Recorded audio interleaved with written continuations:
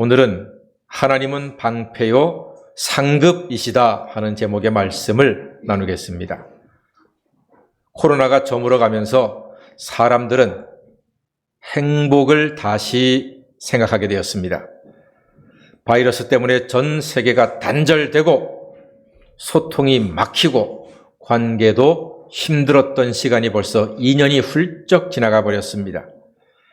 이제 사람들은 평범한 일상과 주변에 있는 사람들이 얼마나 소중한지를 새삼 깨닫게 되었습니다. 그리고 흔들림 없고 변함없는 행복에 대한 소망이 생겨나게 되었습니다.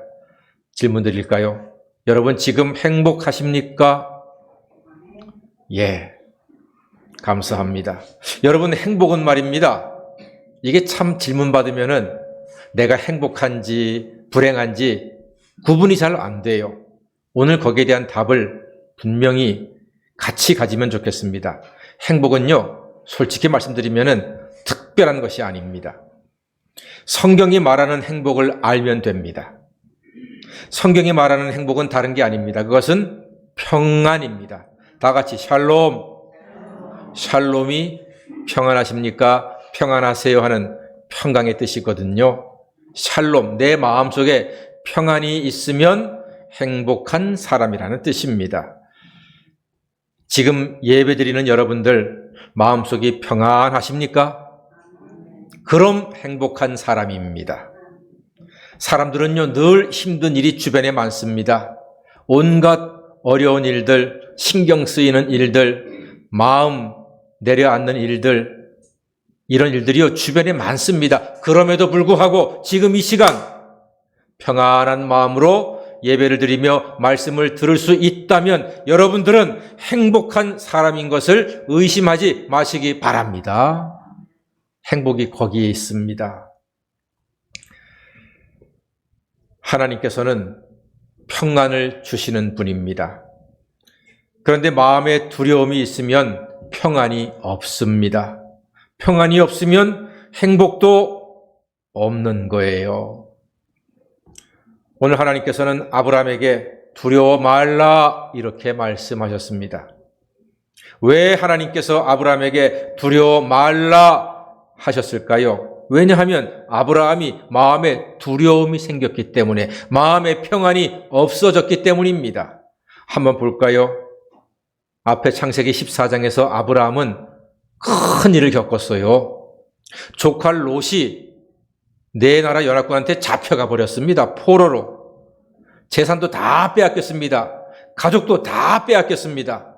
그 이야기를 듣고 사랑하는 아들 같은 조카 롯을 구하기 위해서 집에서 잘 키우던, 사람을 키우던, 양육하던, 훈련하던 318명의 병사와 함께 전쟁에 참전을 합니다. 그래서 하나님의 도우심으로 그 전쟁에서 이기고 조카 롯과 모든 사람들과 재산들을 다 찾아옵니다. 거기에다가 전쟁에서 이겼으니까 전리품들, 적군의 모든 소중한 것들을 다 찾아옵니다. 얻는 거죠. 그리고 돌아오는 길에는 하나님의 선하신 종 멜기세덱으로부터 축복 기도까지 받았습니다. 옆에서 보기에 부족함이 없는 사람입니다.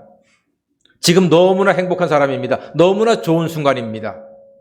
싸움에서 이겼죠. 조카 롯도 찾아왔지요. 많은 재물도 얻었지요. 하나님의 축복도 받았지요. 세상에 부족할 게 없는 아브라함입니다. 그런데 하나님께서 그 아브라함에게 두려워하지 말라 이렇게 말씀하고 있습니다. 분명히 좋은 일이 많이 있었는데 아브라함은 두려워했습니다. 사람은요 참 약합니다. 정말로 약한 게 사람입니다. 남이 보기에 정말로 좋아 보이는데 그 마음에는요 두려움과 근심과 염려와 걱정들이 늘 바글바글 거린다니까요. 늘 존재하고 있다니까요. 마귀는 말입니다. 늘 두려움과 염려를 우리 마음에 심어 놓습니다. 그게 마귀가 하는 짓입니다. 어제는 감사했는데 오늘은 불평과 원망이 갑자기 막 튀어나오는 거예요. 어제는 자신감이 넘쳤는데 오늘은 아무것도 못하겠어. 절망감이 막 넘쳐나는 거예요. 어제는 용기로 충만했는데 오늘에는 무기력감에 너무나 자기 자신이 나약해 보이는 거예요. 지난주에는 은혜가 충만했는데 이번 주 되니까 막 믿음이 약해져가지고 막 흔들리는 거예요. 어제는 찬송을 부를 때 막 힘이 났는데 오늘은 찬송가를 부르는데 그냥 남 얘기 같은 거예요. 사람들은요, 이렇게 약합니다. 강함이 오래 가지를 않습니다. 아브라함은 부족함이 없었는데 갑자기 두려움에 잡혀서 평안이 없어지니까 행복도 멀리 도망가 버리고 말았습니다. 그래서 하나님께서 두려워 말라. 내가 너의 방패요, 너의 큰 상급이다. 이렇게 말씀하셨습니다. 이 하나님 말씀에서 행복이 시작되는 거예요. 다 같이 하나님은 방패요, 상급이시다. 예. 오늘 이 말씀을 우리가 잠시 동안 마음에 좀 새기고자 합니다. 하나님은 방패시고 하나님은 상급이시다 하는 것입니다. 먼저 하나님이 방패가 될 때에 내 마음이 평안하고 내가 행복을 누리게 되는 것입니다.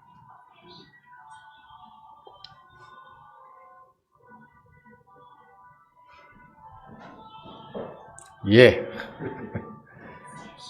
방패는 적의 공격에서 생명을 지켜주는 것입니다. 그게 방패입니다.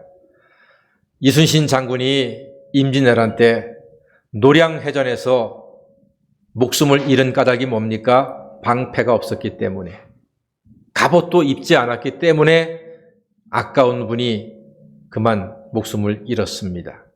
갑옷이 없으면요, 생명을 지키지 못하는 거예요. 방패가 없으면 생명을 잃을 수가 있습니다.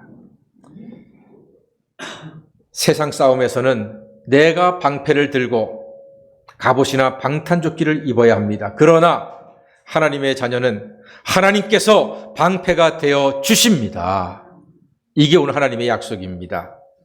사도 바울은 에베소서 6장에서 하나님의 전신갑주를 입으라, 취하라 했습니다. 하나님의 전신갑주가 뭡니까?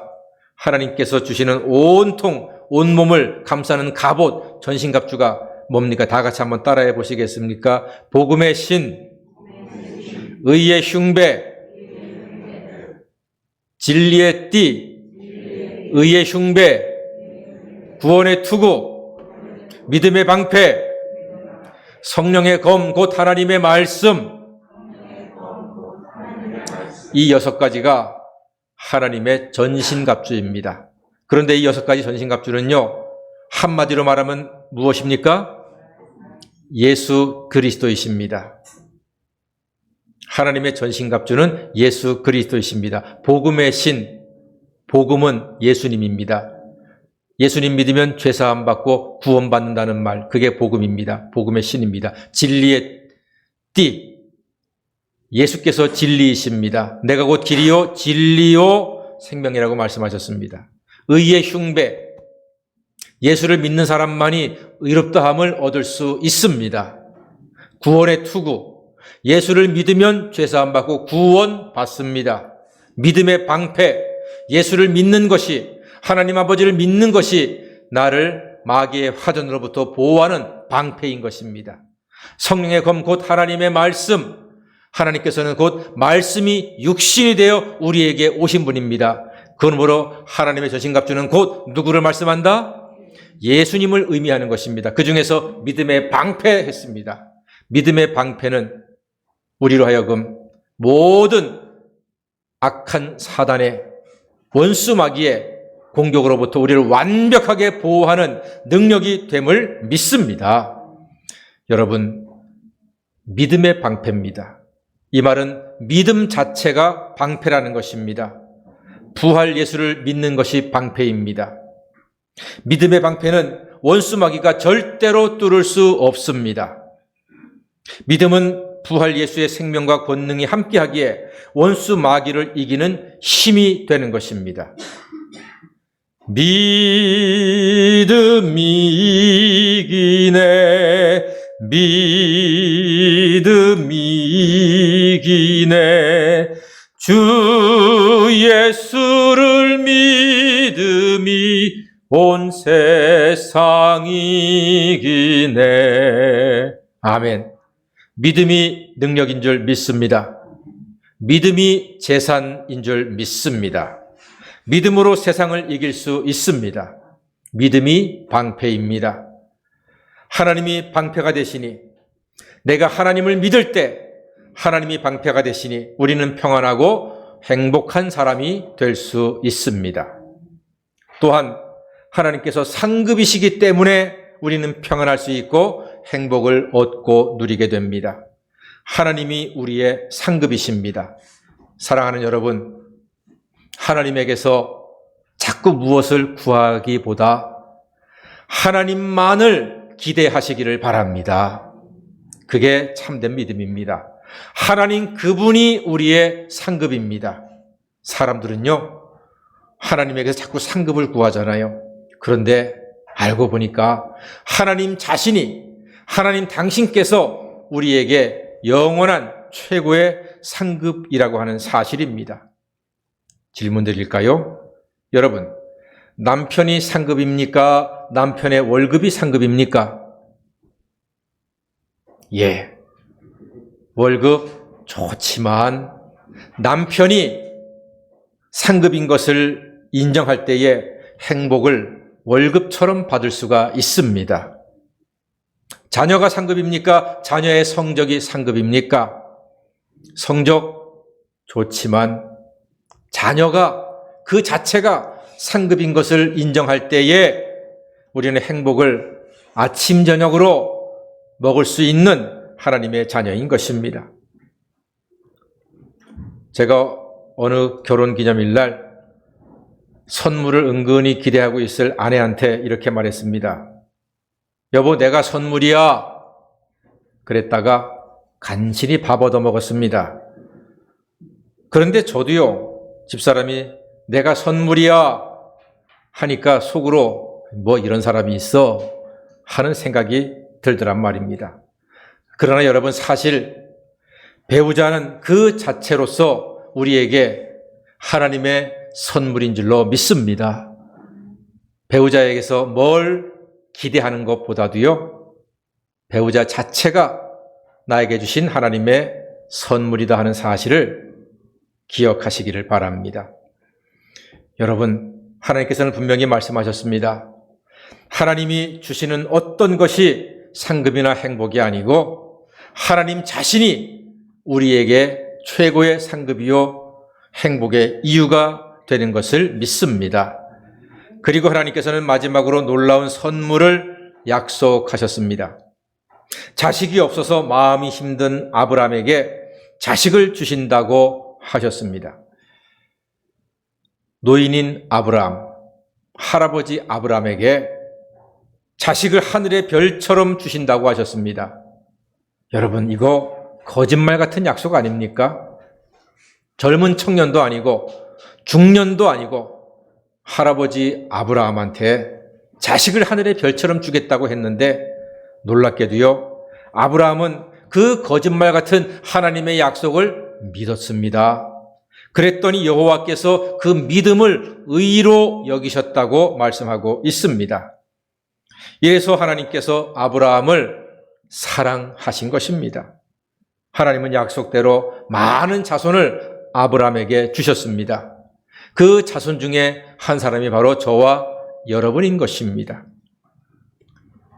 시골에 사시는 늙은 어머니가 서울에 사는 아들한테 다급하게 전화를 걸었습니다. 얘야, 곳간에 불이 났다. 119 몇 번이냐? 119가 몇 번이냐? 여러분, 119가 소방차를 부르는 번호예요. 119를 누르면 소방차가 와요. 119를 누르면 되는데 늙으신 어머니가 119를 부르는 번호가 있는 줄 알아요? 이게요, 우리들 모습이에요. 예수를 믿으면 되는데, 예수를 믿으면 죄사함 받고 구원받고 영생을 얻는데, 예수를 믿으면 예수의 권능으로, 부활하신 예수의 능력으로 악한 마귀도 이기고 사단도 이기고 모든 죄와 저주와 어둠의 권세도 이기고 하나님이 주시는 평안으로 누리며 살 수가 있는데, 예수 말고 더 다른 무언가를 찾는단 말입니다. 사랑하는 여러분, 예수만으로 충분한 줄로 믿습니다. 예수의 이름으로 구원받고 예수의 이름으로 생명을 얻고 예수의 이름으로 세상 모든 악한 마귀 권세를 능히 이기는 하나님의 자녀가 되는 것입니다. 그냥 예수 믿으면 됩니다. 그런데 예수 말고 다른 뭐가 더 필요하다고 생각하십니까? 그렇지 않습니다. 사랑하는 여러분, 예수 이름만으로 만족하시고 예수만으로 우리 인생에서 충분한 하나님의 선물이 우리에게 주어졌음을 믿으시고 예수 이름 의지해서 날마다 믿음으로 승리하시기를 간절히 소망합니다. 아브라함이 세상을 볼 때는 이겨도 두려움이 생겼지만 하나님을 볼 때 평안을 얻을 수가 있었습니다. 119를 누르면 되듯이 예수를 나의 구주로 믿으면 하나님이 방패가 되시고 하나님이 우리의 상급이 되어 주십니다.